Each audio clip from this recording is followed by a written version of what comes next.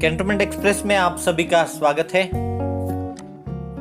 कई कैंटोनमेंट से हमको कॉल आए थे कि पार्लियामेंट में कैंटोनमेंट एक्ट 2020 जो नया बिल दाखिल होने जा रहा है उसका और कैंटोनमेंट लैंड एडमिनिस्ट्रेशन रूल्स, इसकी क्या स्थिति है पार्लियामेंट में, ये चेक करने के लिए हमने पार्लियामेंट लोकसभा की जो साइट है उसको पूरा देखा है। अभी तो इस शेड्यूल में दिख नहीं रहा है कि ये दोनों बिल वहां आएंगे। और दूसरा, हम आपको बार बार ये माननीय सुषमा जी स्वराज का जो वीडियो बताते हैं उसमें आपको समझ पाएंगे आप ये वीडियो देखकर कि किस प्रकार से कैंटोनमेंट चलती है।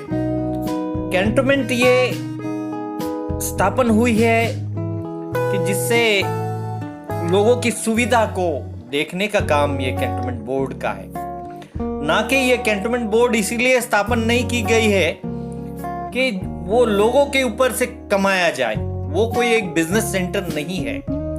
लेकिन आजकल ऐसा माहौल आ गया है कि कैंटोनमेंट बोर्ड ये एक बिजनेस सेंटर बन गया है और सामान्य जो रहवासी है कैंटोनमेंट बोर्ड के, उनको ये पैसा पे करना पड़ रहा है तो ये सर्विसेज उनको मिल रही है। हर एक चीज उनको दिन पर दिन दिक्कत होते जा रही है।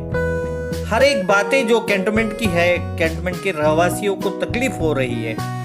ये कैसी तकलीफ हो रही है, ये सुषमा जी स्वराज इनके जो 2003 का जब कैंटोनमेंट एक्ट बदल रहा था, जो कैंटोनमेंट एक्ट 2006 हो गया था, उस दौरान का उनका जो स्पीच है, इसे आप गौर से सुनिए, आप इस पर अध्ययन कीजिए तो हमको समझ में आएगा कि कैंटोनमेंट क्या है। पर आती हूँ उपसभापति जी, हमारे देश में पहला कैंटोनमेंट एक्ट 1924 में बना, यानी आजादी से पहले। आज 82 वर्षों के बाद हम उस कैंटोनमेंट एक्ट को संशोधित कर रहे हैं। अब 82 वर्षों में तो दुनिया बदल गई। तो एक बेचारे कैंटोनमेंट की क्या बिसात है। जो जनसंख्या थी वो जनसंख्या कई कई गुना हो गई, और जब जनसंख्या कई कई गुना हो गई, साधन उतने ही रहे तो उनकी समस्याएं कितने गुना हो गई, उनकी तकलीफें कितनी गुना हो गई, उनकी परेशानियां कितनी गुना हो गई।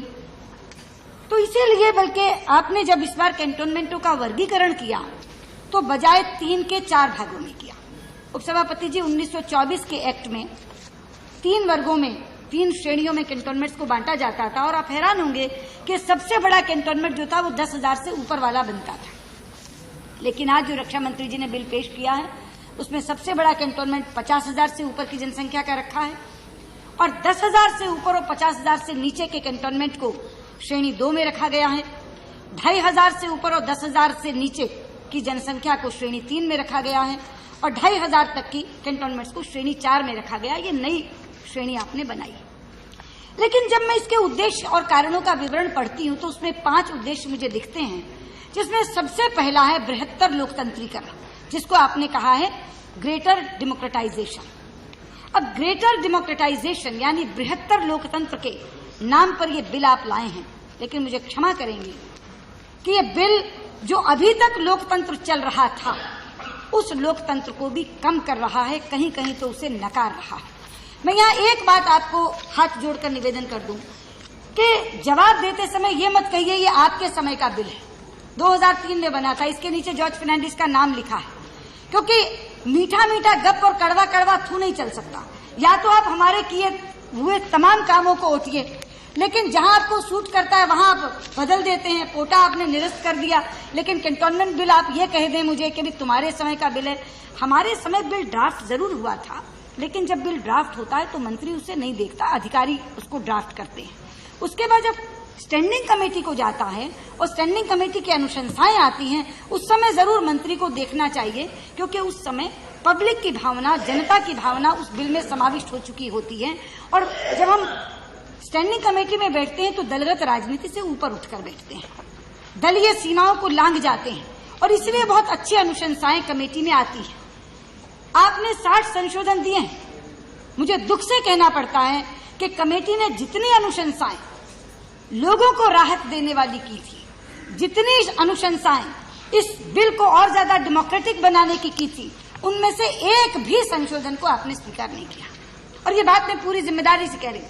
60 संशोधन आए आपकी तरफ से, लेकिन एक भी संशोधन जो वाकई इसको लोकतंत्रीकरण की तरफ बढ़ाता, इसका लोकतांत्रिक स्वरूप और ज्यादा बड़ा करता, उसको आपने स्वीकार। कमेटी आपको कहती है कि आप सीईओ को मेंबर मत बनाइए, उसको केवल एग्जीक्यूटिव फंक्शंस करने दीजिए और उसके साथ साथ बोर्ड के प्रति उत्तरदायी बनाइए।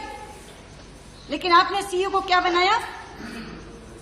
धारा दर धारा, क्लॉज आफ्टर क्लॉज, मैं आपको पढ़कर सुनाना चाहूंगी कि कहां कहां आपने जो पहले अधिकार थे वहां के निर्वाचित सदस्यों के पास, वो आपने लेकर के आज सीईओ को दे दिए। आपको मालूम है रक्षा मंत्री जी, 1924 के एक्ट में उपसभापति जी, जो टैक्स का असेसमेंट होता है, उस टैक्स के असेसमेंट पर जब आपत्तियां सुनी जाती हैं तो उसका अधिकार एक असेसमेंट कमेटी को था, जो निर्वाचित सदस्यों में से बनती थी। अब ये अपने आप में कितनी बड़ी बात है कि जब टैक्स का असेसमेंट होता है उससे बहुत लोग त्रस्त होते हैं, तो वो अपनी आपत्तियां सुनाना चाहते हैं। जब पब्लिक के लोग बैठते हैं तो उसको बहुत संवेदनशीलता से सुनते हैं। आज वो असेसमेंट कमेटी की बात हटाकर इन्होंने असेसमेंट करने का वो जो अधिकार है वो सीईओ को दे दिया। अब असेसमेंट कमेटी नहीं उसको करेगी, जो आपत्तियां सुनने की बात थी वो आपत्तियां नहीं सुनेंगी, सीईओ सुनेगा। दूसरी बात, जो असेसमेंट लिस्ट का ऑथेंटिकेशन होता था वो कमेटी का मेंबर करता था। अब इन्होंने कह दिया कि सीईओ प्रेसिडेंट की अप्रूवल से करेगा। प्रेसिडेंट भी यहां निर्वाचित सदस्य नहीं है, उसको मैं बाद में बताऊंगी, वो भी स्टेशन कमांडिंग ऑफिसर है। तो सीईओ प्रेसिडेंट की अप्रूवल से ऑथेंटिकेट करेगा लिस्ट को, जो पहले असेसमेंट कमेटी का मेंबर करता था, वो भी आपने हटा दिया। फिर असेसमेंट लिस्ट का संशोधन, अमेंडमेंट, ये बोर्ड करता था, पूरे का पूरा फुल बोर्ड बैठता था जिसमें सारे निर्वाचित सदस्य बैठते थे, वो आपने हटाकर सीईओ को दे दिया।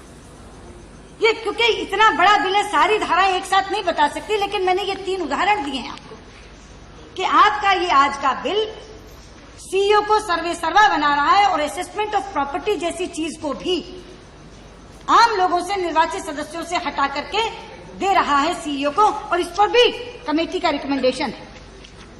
और कमेटी का रिकमेंडेशन वही है जो मैं कह रही हूं, 5.5 पेज 35 में।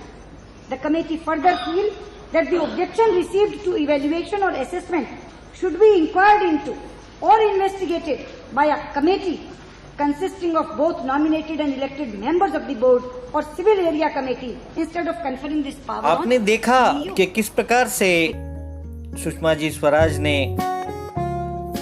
पार्लियामेंट में कितनी अच्छी तरह से कैंटोनमेंट और सभी कैंटोनमेंट के रहवासी का जो प्रॉब्लम्स है, जो दुविधा है, उसको कितनी अच्छी तरीके से लगा रखा है। और मैं समझता हूं अभी ये मौका कभी नहीं आएगा सुषमा जी स्वराज के बाद कि कोई एमपी इतनी अच्छी तरीके से और इतनी वास्तविक और विस्तार से कैंटोनमेंट और कैंटोनमेंट की समस्या और कैंटोनमेंट के लोगों की समस्या को पार्लियामेंट में रख सके।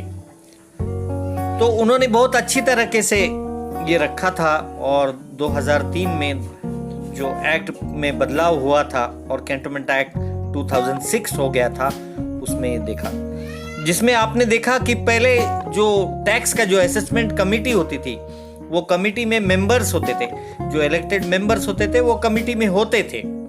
अभी जो बदलाव हो गया था 2006 के एक्ट में, कैंटोनमेंट एक्ट में, तो वो बदलाव में ये हो गया था कि जो असेसमेंट कमेटी रहेगी वो सीईओ करेगा, कैंटोनमेंट एग्जीक्यूटिव ऑफिसर करेगा, और उनके साथ प्रेसिडेंट रहेगा, जो ये दोनों भी कैंटोनमेंट के रहवासी होते नहीं।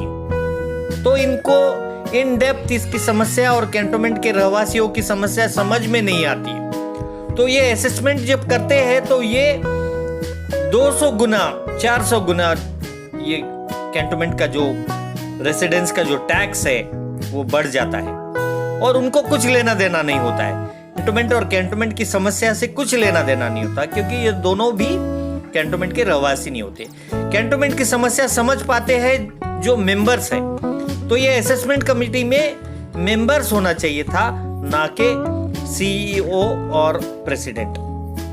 तो देखिए, अभी फिर से हमको कैंटोनमेंट एक्सप्रेस की तरफ से हम सभी रहवासी कैंटोनमेंट के जो भारत के सभी कैंटोनमेंट के रहवासियों को ये निवेदन है कि आप कृपया ये जो कैंटोनमेंट एक्ट 2020 जो बदलाव हो रहा है उस पर भी ध्यान दें और कैंटोनमेंट लैंड एडमिनिस्ट्रेशन रूल्स है इसमें भी जो बदलाव होने जा रहा है वो उस पर ध्यान दें।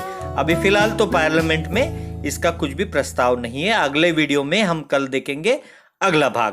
धन्यवाद।